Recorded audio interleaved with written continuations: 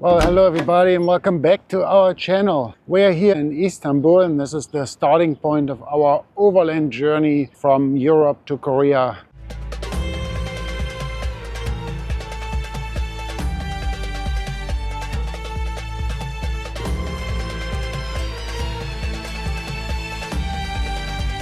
See if we can catch anything on there.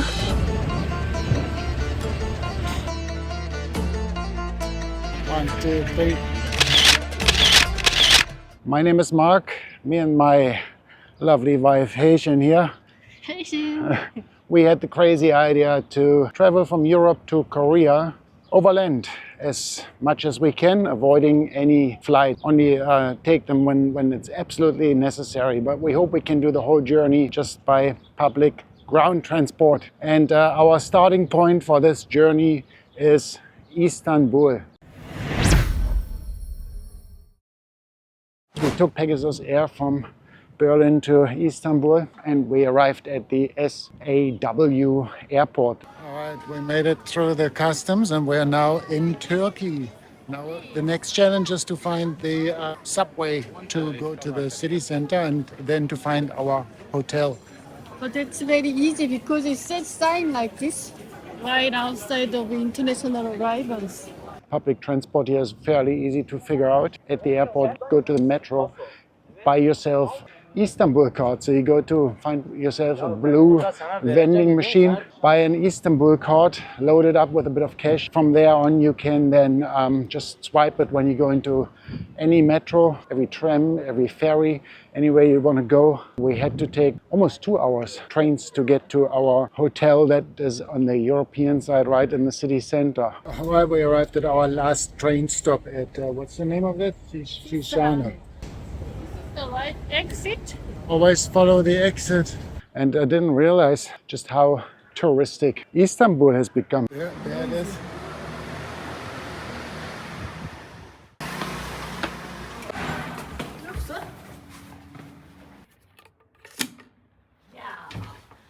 Yes, we are here, Mom. Yes, We made it. Yeah. It's got a nice mirror and TV and the view to the street. It's okay, I think. Nice and clean. Basin and hair dryer. Yes, it's nice little bathroom.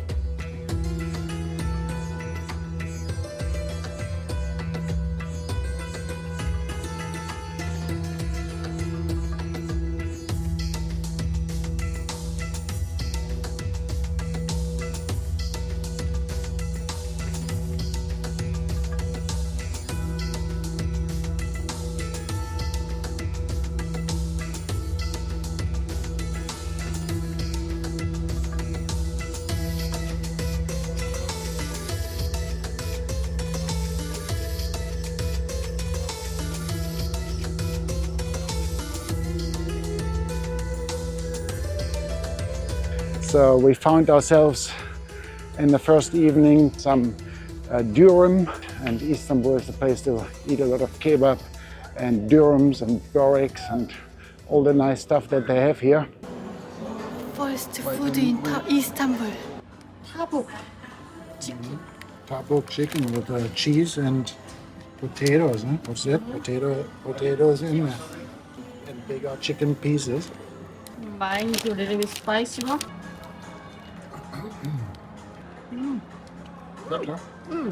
Nicely seasoned, very salty.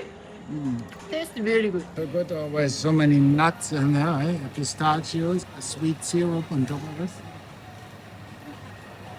Very good. I wonder if that is already sweetened. Let me see. Nope, it's not sweet. It's just black tea, but tastes good. I think in Turkish tea you have to add sugar. Eh? It's like sort of requirement, at least 2 sugar. Istanbul is one of the world's most unique cities. The Bosphorus Strait splits it between Europe and Asia.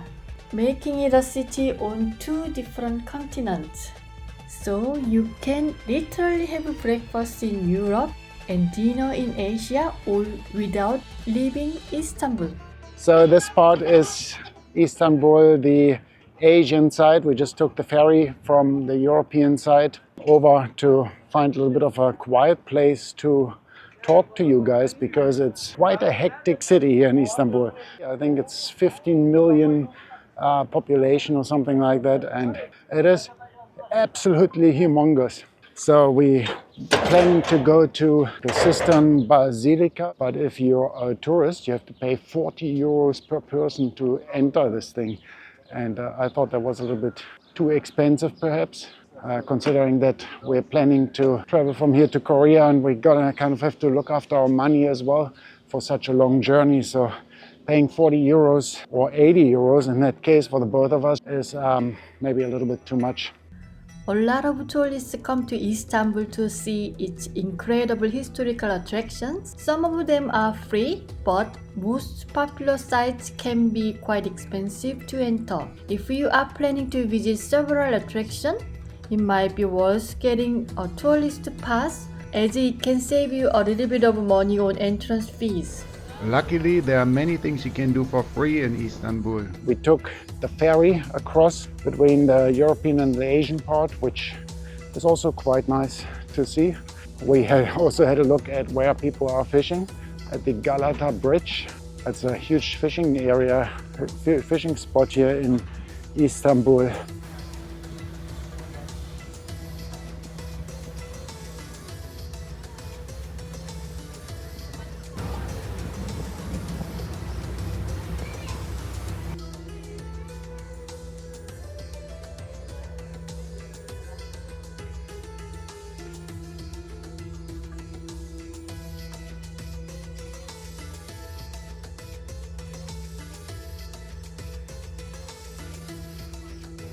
We're at the Galata Bridge. Check this out.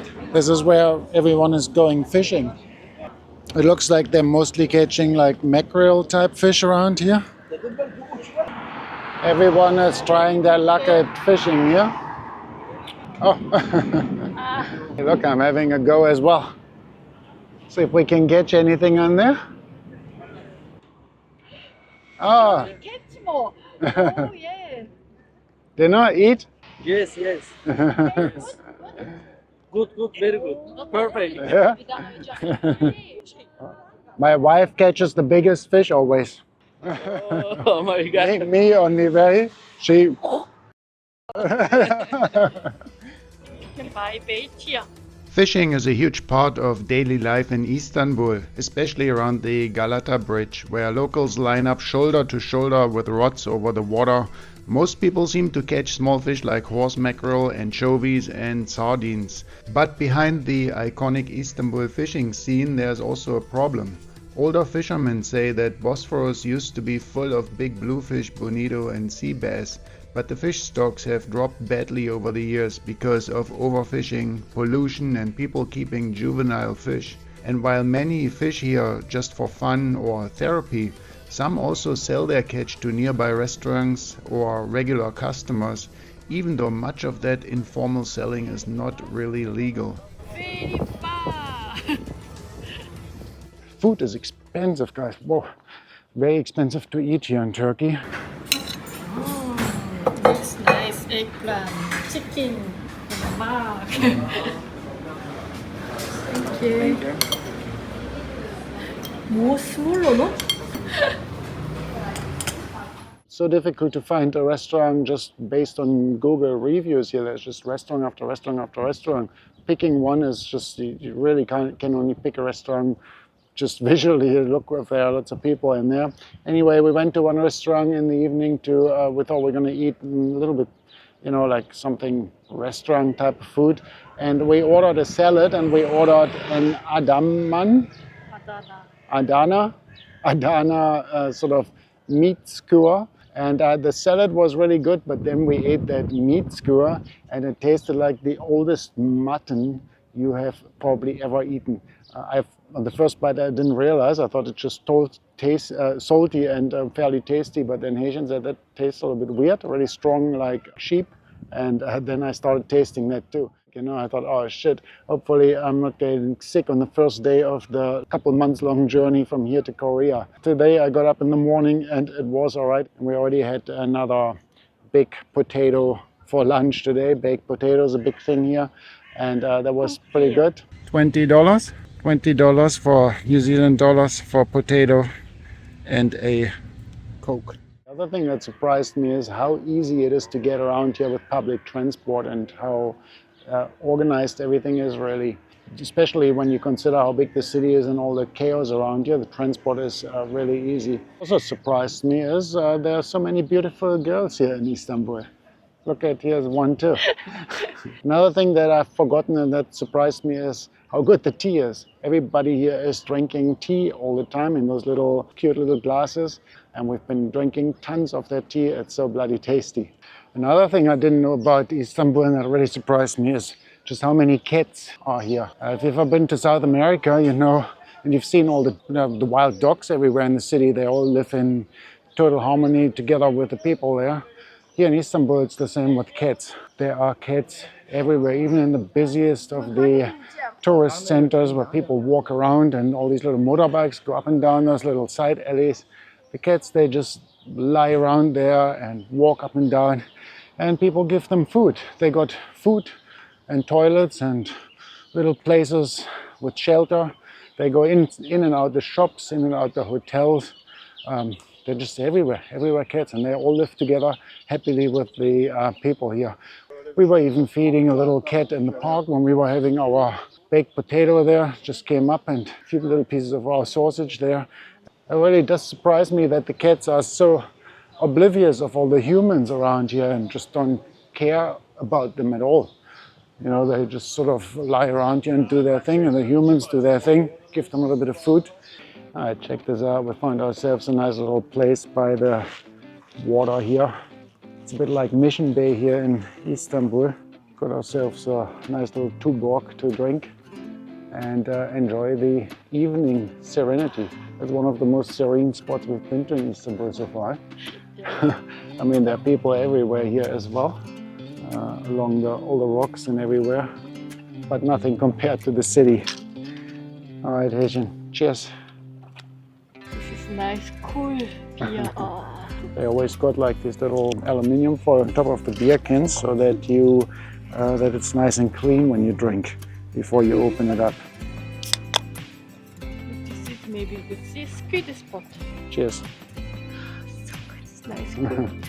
Yeah, there's lots of seaweed here in the water along those edges. I wonder if you can catch squid here. Should be with this climate. There should be squid here. I don't see anyone fishing.